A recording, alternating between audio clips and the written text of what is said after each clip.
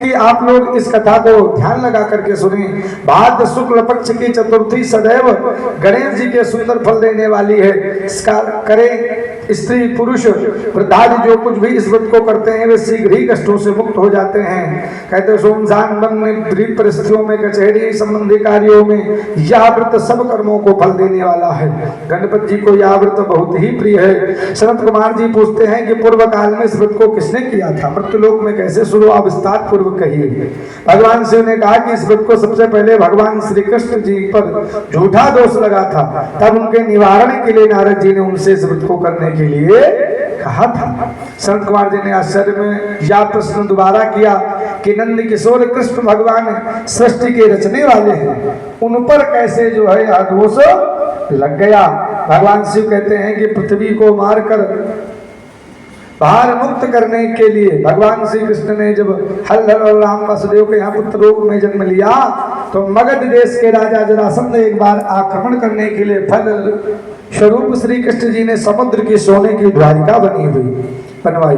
उस द्वारिकापुरी में 16,000 रानियों के लिए 16,000 महलों को बनवाया गया तथा उन सब महलों में पारिजात नाम के वृक्ष लगवाए। 56 करोड़ यादवों के लिए 56 करोड़ मकानों का निर्माण कराया। इससे अतिरिक्त ब्राह्मण क्षत्रिय वैश्य शूद्र आदि को लिए भी निवास स्थान बनवाए, जहाँ जनता शांति से धूमधाम से रहती थी। पुरी में उग्र नामक यादव सत्राजित और प्रसन्नजित 2 पुत्र हुए। समुद्र के किनारे सूर्य भगवान को प्रसन्न हेतु सत्राजित का निराहार रह करके तपस्या करने लगे। सूर्य भगवान उनकी तपस्या से खुश होकर के उनके सामने उपस्थित हुए। सत्राजित उनसे बहुत खुश हुए। सत्राजित प्रार्थना करने लगे कि तेजवान एवं प्रकाशवान भगवान भास्कर को आपको मेरा प्रणाम करता हूँ। हे ग्रहों के राजा, हे चंद्रमा प्रकाश देने वाले संपूर्ण देवों के स्वामी, आपको मेरा नमस्कार है।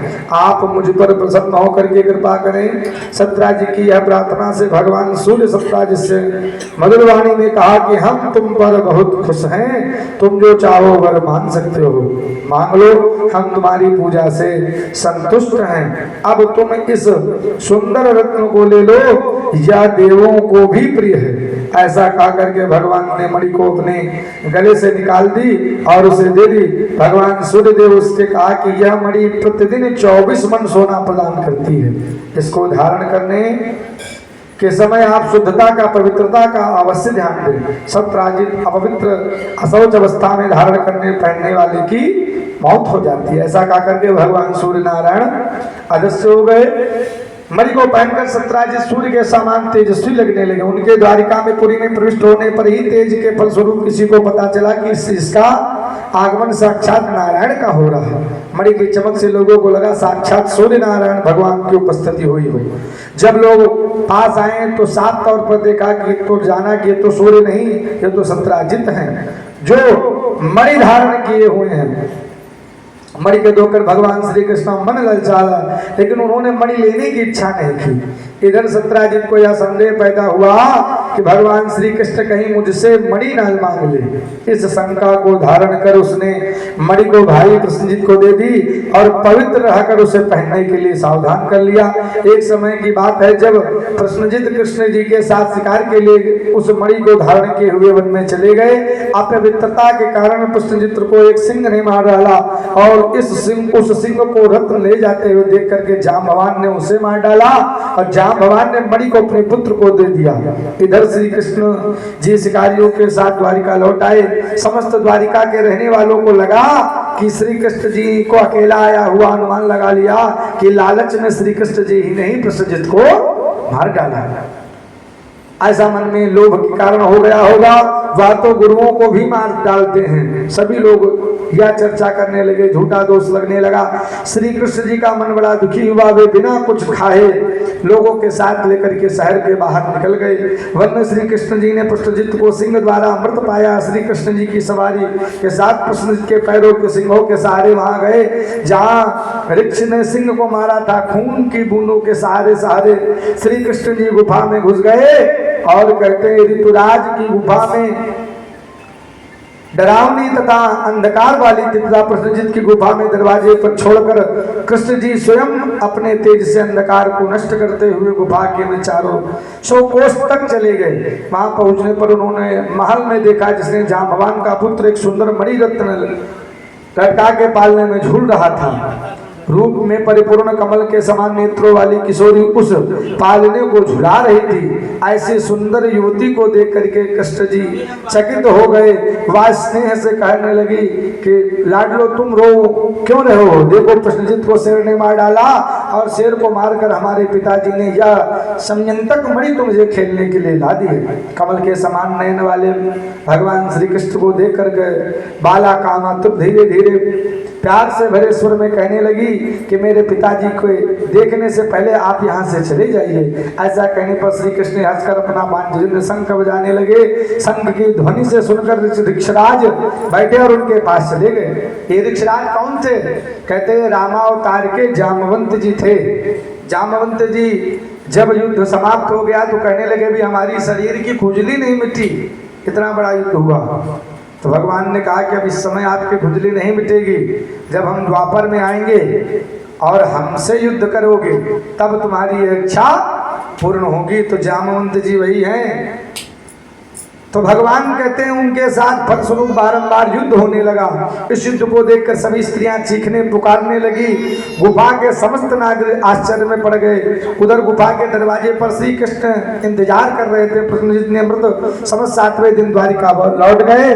पहुंचकर उन्होंने उनका अमृत कर्म कर डाला। इधर गुफा के अंदर भगवान श्री कृष्ण ऋक्षराज से 21 दिन तक आपस में युद्ध होता रहा। और कहते हैं उसके युद्ध के उन्माद को कमजोर कर दिया। त्रेता युग की बातों को याद कर जाम्बवान ने भगवान श्री कृष्ण को पहचान लिया और फिर जाम्बवान ने कहने लगा कि हे देव, राक्षस, यज्ञ, नाग, गंधर्व, पिशाच आदि कोई भी नहीं जान सकता, वे मेरे साहस के सामने नहीं ठहर सकते। इसलिए हे देव, आप महाशक्तिवान, आप मुझे परास्त किया, इससे आपका मैं देवों में प्रतिस्वामी होना सुनिश्चित है। यह बात भली भांति मैं समझ गया हूँ। आप भगवान श्री विष्णु अवतार हैं, कोई और इतना बलशाली हो ही नहीं सकता। आप त्रेता युग के वही धनु को धारण करने वाले श्री राम हैं, जिन्होंने लंका पर आक्रमण करके राक्षसों को अपने बाणों से मार डाला था।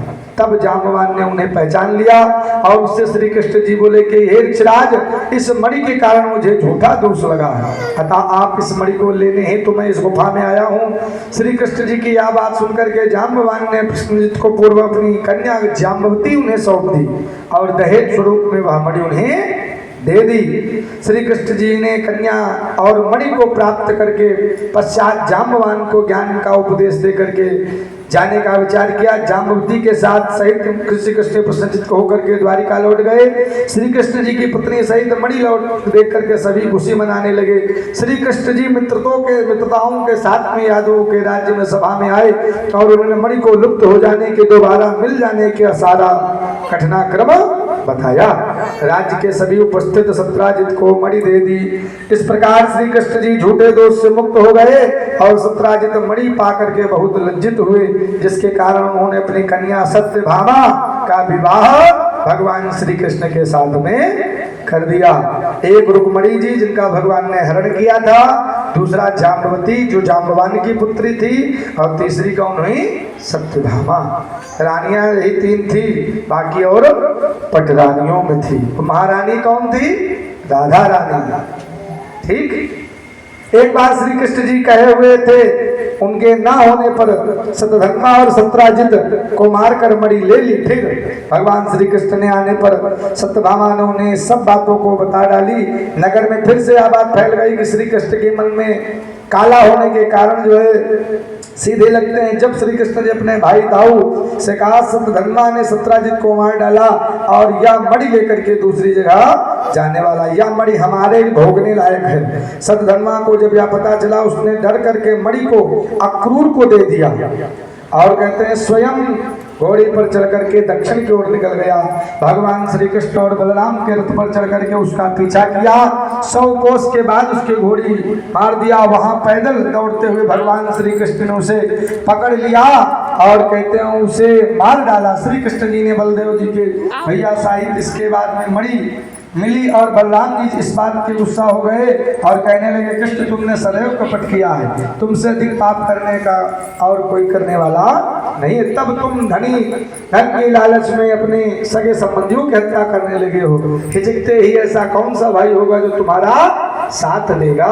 ऐसा कहा करके बाद में जब श्री कृष्ण जी ने कसम खा करके बलराम को भरोसा दिलाने लगे, परकस कोशिश करने लगे, ऐसी झूठी बात से दुख के बर्दाश्त का करना मुश्किल था, धिक्कार है, या कह करके बलदेव भी विदर्भ देश की ओर चले गए। भगवान श्री कृष्ण रथ पर चढ़ करके वापस द्वारिकापुरी लौट आए।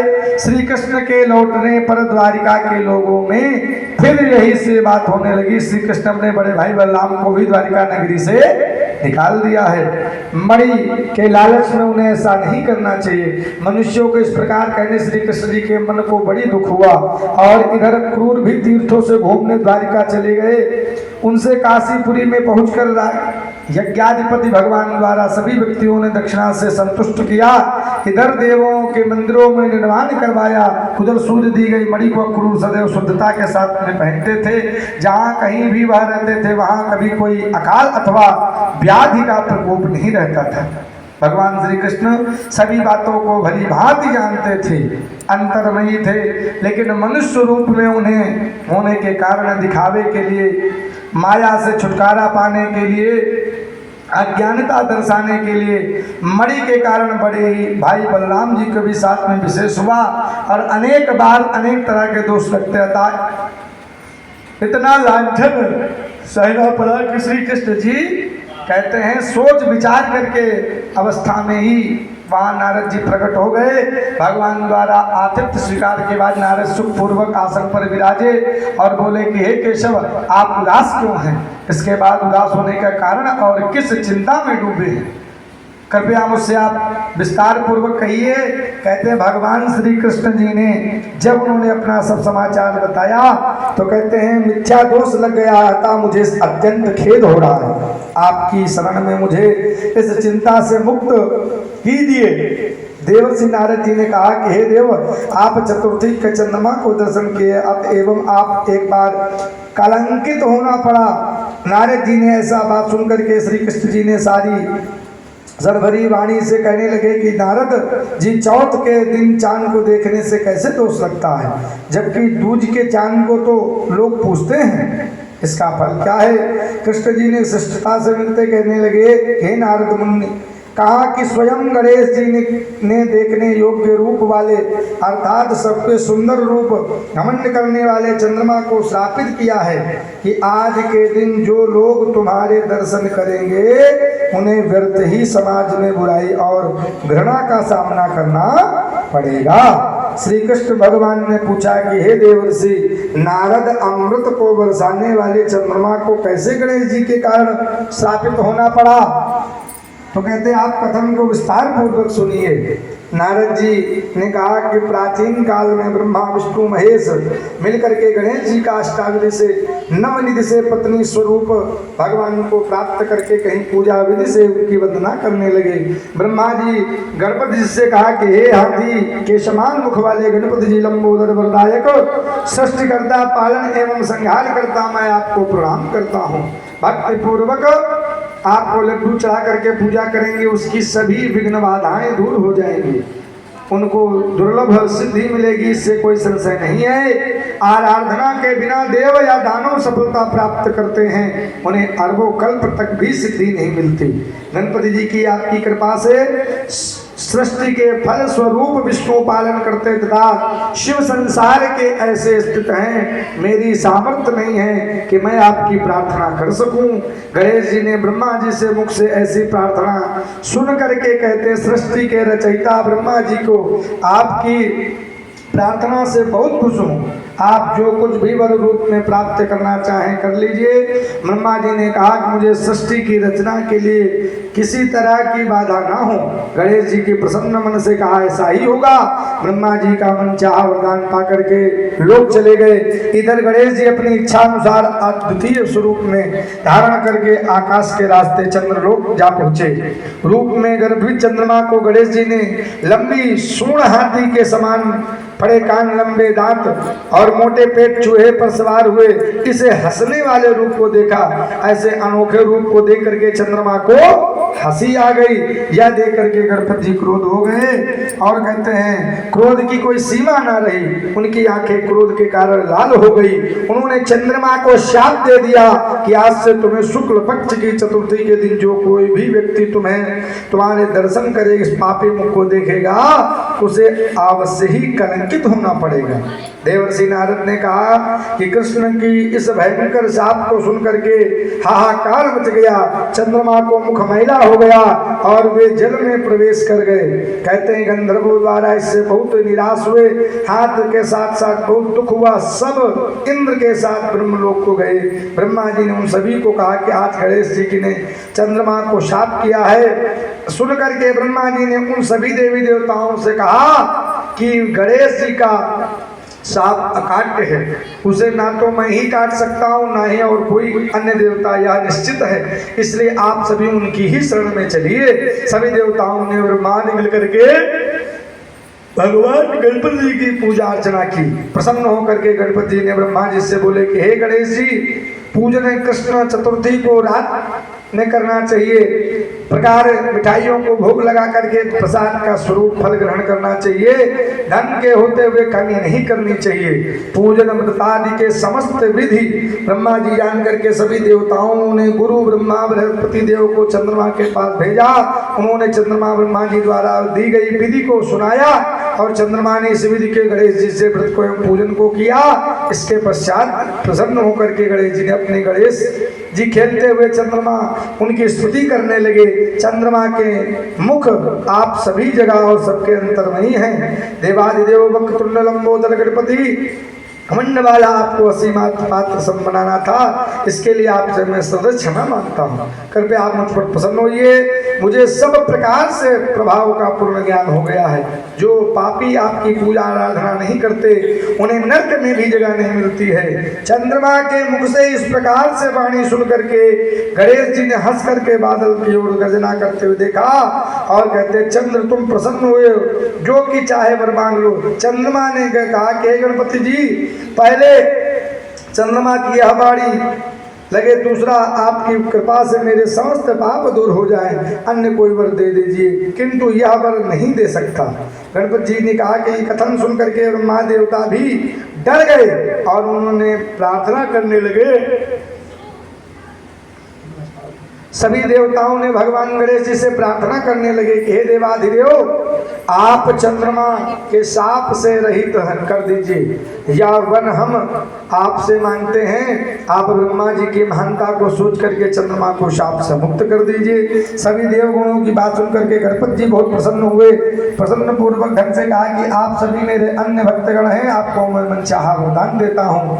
गणपति जी ने कहा कि मानो भाद्रपद की सुधी चतुर्थी के चंद्रमा के दर्शन करेंगे, उन्हें मिथ्या कलंक तो जरूर लगेगा, इससे कोई संदेह नहीं, किंतु महीने के शुरू में ही शुक्ल पक्ष की द्वितीया के दिन जो मनुष्य कहते हैं हर समय मास लगा करके तुम्हारा दर्शन करते रहेंगे, भादव सुदी चौथ चंद्रमा के दर्शन का उन्हें मिथ्या दोष नहीं लगे। देवर्षि नारद जी कहते हैं वसुदेव उसी वक्त द्वितीया के दिन सब पुण्य आदर सहित चंद्रमा के दर्शन करने लगे। श्री गणेश जी स्वयं दूज को चंद्रमा के दर्शन विशेष रूप से बताया है, लेकिन दूज के दिन चंद्रमा करने वाले सभी पापी भाद्र शुक्ल चतुर्थी के दर्शन करेंगे।